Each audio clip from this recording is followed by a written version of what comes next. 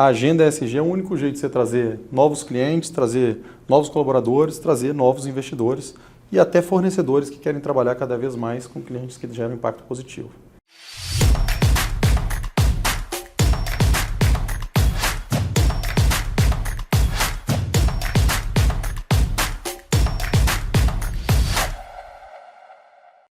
Conter as mudanças do clima a partir das ações conjuntas mundiais é o objetivo das Conferências das Partes, a COP, realizada pela Organização das Nações Unidas. Os países que participaram da COP27 no Egito, em novembro de 22, assinaram um pacto global que busca a utilização sustentável dos recursos naturais e o cumprimento das metas da Agenda 2030. Neste episódio do Investidor ESG, vamos conversar com Renato Franklin, CEO da Movida, a primeira locadora brasileira de automóveis a ter um programa que neutraliza as emissões de CO2 das locações dos seus clientes. Além de ter sido a primeira locadora no mundo, listada em bolsa, a receber a certificação de empresa B, fazendo parte de um seleto grupo de companhias que tem como modelo de negócios o desenvolvimento socioambiental. Franklin é integrante do grupo Liderança com Impacto, programa formado por CEOs que estão à frente de companhias que adotam compromissos de sustentabilidade. É o primeiro porta-voz do setor de mobilidade no Objetivo de Desenvolvimento Sustentável número 13, que trata as ações para combater as mudanças climáticas. Seja muito bem-vindo, Franklin. Seja bem-vindo, um prazer recebê-lo. Prazer é todo meu, parabéns aí pelo programa, um prazer estar aqui com vocês. E a Movida participou da COP27 no Egito como um dos grandes cases de sucesso no enfrentamento da mudança climática. Quais os principais pontos de destaque que foram apresentados lá? Esse ano foi diferente, né? A gente procurou ir para a COP destacando o que a gente está conseguindo fazer. Ao invés de dar destaque aos compromissos assumidos, que são muitos e obviamente é uma jornada intensa e de longo prazo, a gente trouxe aquilo que a gente está conseguindo fazer. Então, o destaque de ter a maior frota elétrica do país, ajudar a desmistificar o uso do carro elétrico, o destaque também do etanol, né, que é um combustível brasileiro e que traz uma redução já muito grande em relação à gasolina. Então, do que a gente está conseguindo fazer com incentivo ao uso do etanol, que eliminou mais de 120 mil toneladas de CO2 na atmosfera só no ano passado, e trazendo as ações também no quesito S, né, social, como é que a gente empodera realmente para ter uma liderança diversa, que entende o mercado consumidor e que com certeza vai fazer bem para os negócios desenvolvendo essas ações e iniciativas que deixam a companhia cada vez melhor. O Brasil, após receber duras críticas ao longo de todo o governo Bolsonaro, pode voltar a assumir um papel de protagonista nas questões ambientais? Com certeza, o Brasil tem tudo para ser protagonista nessa agenda climática, a gente tem ativos diferenciados no mundo e tem uma agenda de globalização que está se transformando, né? A globalização no passado ela buscava bastante produtividade, eficiência operacional. E hoje a globalização vai buscar, sim, consciência ambiental, sim, a responsabilidade social, vai buscar também segurança energética e escala. Então o Brasil tem uma participação pequena ainda no comércio internacional e esse diferencial de mudança climática, de mostrar uma consciência ambiental, de fazer cumprir a legislação que a gente tem, que é uma legislação boa, mas que precisa ser cumprida à risca da lei, pode colocar o Brasil numa posição bastante vantajosa no comércio mundial e no mercado mundial daqui para frente. Renato, perante o compromisso com a transição energética, você comentou da iniciativa da Movida dos 1.000 carros híbridos e elétricos, né, que foi anunciado lá na COP, e a Movida tem a meta de ter carbono zero para cumprir com um compromisso com a Agenda 2030. Que outras iniciativas a Movida tem na direção de cumprir esse propósito? Não, legal, né? A nossa agenda para chegar no carbono neutro 2030, ela passa primeiro para a eliminação de todo o escopo 1, né? Então ter só energia limpa para alimentar os nossos negócios, as nossas instalações, então através de energia solar principalmente. Segundo, né, a mitigação, então carros elétricos e híbridos, eles ajudam bastante a eliminar a nossa emissão de carbono, então estamos convidando os clientes a conhecer as vantagens de ter um carro elétrico, a redução de fricção, que a pessoa sempre acha que vai ser mais difícil, mas quando você se prepara acaba sendo mais fácil do que ir ao posto abastecer. E também na mitigação através do uso de combustíveis renováveis que são cada vez mais limpos. Você pega o etanol brasileiro, ele polui 10% da gasolina. Então, quando você convence um cliente a utilizar o etanol ao invés de usar a gasolina, você já elimina 90% da emissão daquele cliente. Então, somando isso às iniciativas de compensação, então a gente faz o plantio de árvores, hoje temos um compromisso de plantar 1 milhão de árvores na reconstrução do corredor do Rio Araguaia, né, através do projeto Black Jaguar Foundation, a gente vai atingir o carbono neutro até 2030. Em linha com as nossas metas, a gente colocou um plano de metas de longo prazo que envolve metas a cada ano, né? A gente está à frente um pouquinho dessas metas, mas sem dúvida o desafio para chegar no carbono neutro é bastante grande.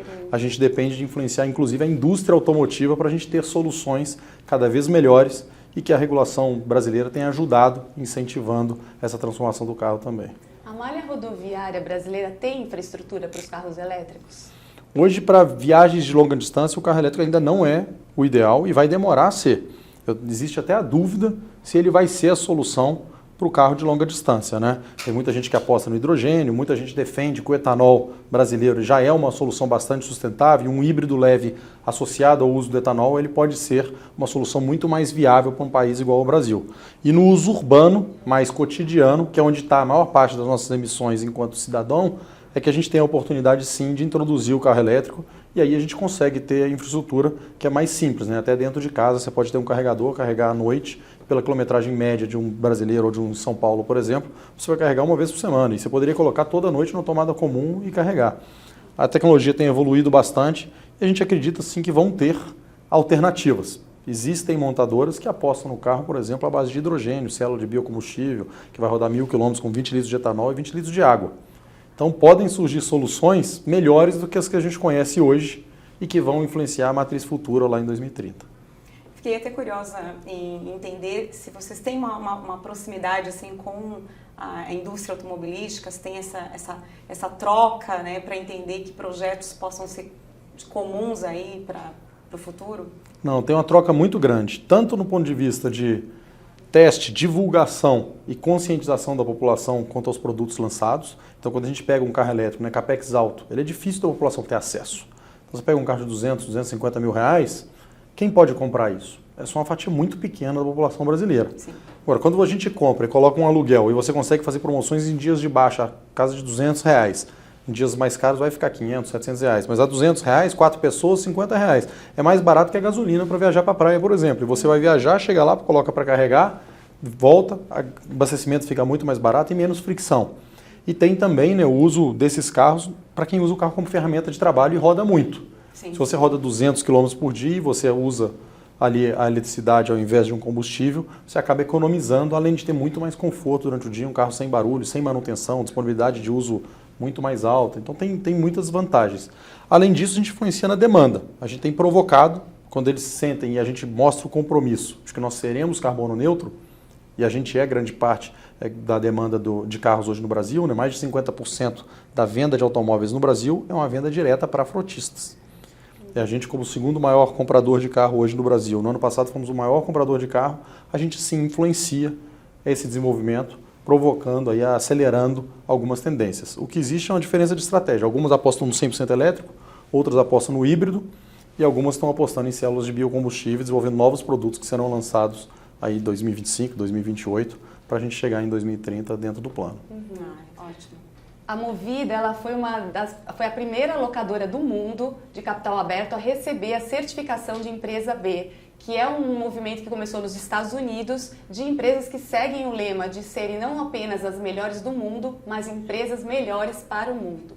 Você comentou da influência que tem junto aos frotistas e das iniciativas que a Movida faz.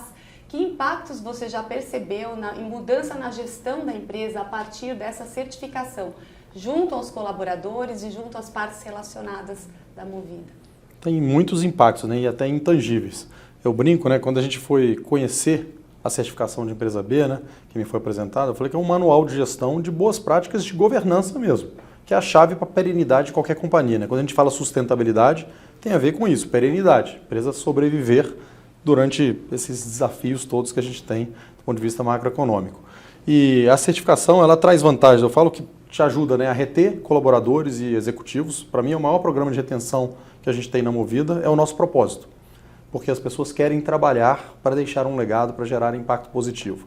Então, o melhor jeito de atrair colaboradores, que é o maior gargalo de crescimento de qualquer companhia. A gente cresce 70% ao ano e o gargalo não é crédito, não é balanço, não é carro. O gargalo é gente. Nós somos prestadores de serviço. Segundo, clientes, né? A gente cada vez mais, o cliente começou com clientes pessoa física e alguns nichos corporativos que consideram sim a certificação B, a responsabilidade ambiental e uma agenda ESG estruturada como diferencial competitivo para te contratar, só que isso está se expandindo muito rápido. Eu brinco que é igual era o e-commerce. Lá atrás brincava, né? A empresa que não se digitalizar, ela não vai sobreviver. Hoje a empresa que não tiver uma agenda real ESG, ela não vai sobreviver. Lá atrás teve gente que fingiu que era digital e não sobreviveu. Fingir que é ESG também não vai trazer resultado. Terceiro, quando a gente olha do ponto de vista de investidores, né? No meio da pandemia, mercado difícil, a nossa empresa ela é intensiva em capital, né? Para crescer usa capital. Nós dobramos de tamanho nos últimos 2 anos. E só foi possível porque a gente acessou o mercado externo. Nenhuma locadora tinha emitido um bond internacional. Para a gente fazer isso a primeira vez, seria muito difícil sem ser um Sustainability Linked Bond, que é um bond que a gente emitiu para investidores ESG, que cobram métricas de redução de emissão de carbono, alinhado ao nosso compromisso de ser carbono neutro. Isso viabilizou trazer $1 bilhão aqui para dentro da companhia, que ajudou bastante no crescimento. Hoje já tem outras emissões locais, também com fundos ESG, que você traz, além de melhoria de custo, um prazo de pagamento muito mais longo, que melhora o balanço da companhia, melhorou o rating da companhia chegando em AAA, só por causa disso que essa agenda toda acaba contribuindo. Então eu brinco que a agenda ESG é o único jeito de você trazer novos clientes, trazer novos colaboradores, trazer novos investidores e até fornecedores que querem trabalhar cada vez mais com clientes que geram impacto positivo. Você acha que o investidor estrangeiro está mais conscientizado com os pilares ESG, você comentou dos bondes, né, do que com o investidor local? A gente hoje vê que está na agenda de todo mundo, todos são cobrados por isso. Uns têm um pouco mais de maturidade e sabem como avaliar, e outros ainda não sabem, não têm uma metodologia clara de como avaliar se a empresa realmente tem uma agenda de verdade ESG ou se é mais marketing do que a agenda concreta. Mas isso está evoluindo, é como tudo na vida, né? Começa, alguém sai na frente, outros vão aprendendo e tem muita troca.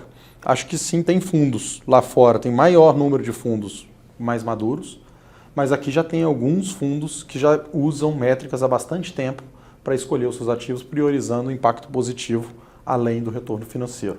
E acaba que tem se mostrado ao longo do tempo, né, que quem prioriza o impacto positivo acaba tendo mais retorno financeiro. Então isso vai motivar os fundos a cada vez mais olhar para esse lado também.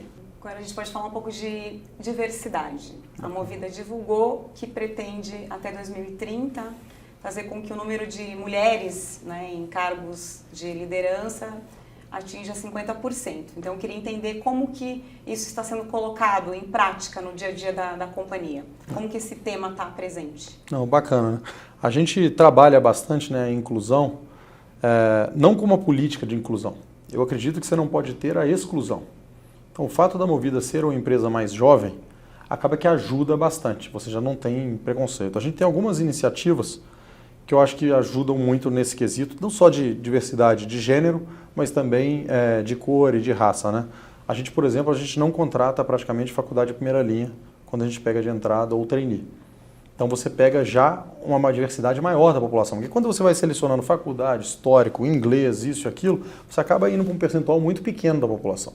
E aí você perde a amostra de clientes que é diversa e completa. Então, a gente contrata na base bastante diverso, representando a população brasileira. A gente não tem ações afirmativas em liderança, então, o próximo diretor será mulher ou será negro. Não tem isso. Só como você contrata a base, isso vai crescendo e vai melhorando. Hoje já tem mais de 45% de mulheres na companhia. Se olhar no administrativo, já é mais de 60%, que deveria ser mesmo. O Brasil é mais ou menos meio a meio, tem que ser mais ou menos meio a meio. E em liderança, que começou lá atrás em 25%, já está hoje mais de 40%. Então, vai crescendo. Pardos e negros, ainda na liderança é 25%, mas já temos 41% de pardos e negros na companhia. Então, é natural que com a base da companhia representando a diversidade da população, e a gente prioriza promoções internas, a liderança vai cada vez mais sendo preenchida representando também essa população. Essa aqui é a agenda que a gente tem na companhia. Vai ser de forma orgânica. Orgânica, exatamente. E por que o investidor deve comprar ações da Movida? Para mim, a Movida é a melhor empresa do Brasil, né? Eu escolho trabalhar aqui na Movida. Acho que, brincadeiras à parte, né, é um mercado com baixíssima penetração, bastante fragmentado, então com muito potencial de crescimento. A gente tem mostrado a nossa capacidade de crescimento, né? Então, crescimento de 70% ao ano, são poucas empresas que conseguem fazer isso no Brasil com esse cenário que a gente viveu, que são um cenário de juros altos, de mercado desafiador. A gente teve um ano apenas de juros baixos. Então, o que vem pela frente não é pior do que o que a gente enfrentou para chegar até aqui. É uma ação que está bastante descontada na Bolsa, né? Então quando você pega valor de livro ou pega múltiplo em relação aos resultados que a gente entrega, que tem bastante potencial de crescimento. Franklin, agradecemos muito a sua participação aqui no Investidor ESG, foi um prazer recebê-lo. Obrigada pela entrevista, foi um prazer entrevistá-lo. Eu que agradeço, um prazer estar aqui com vocês num assunto tão importante. Muito obrigado. Como vimos ao longo da nossa conversa, há muitos aspectos essenciais para cumprir as metas que visam a utilização sustentável dos recursos naturais e a contenção das mudanças climáticas. E você, na hora de montar a sua carteira, busca ações de empresas que estejam ligadas ao cumprimento das metas de transição energética e ESG? Escreve e conta pra gente aqui nos comentários. Nos vemos no próximo Investidor ESG. Um abraço e até lá!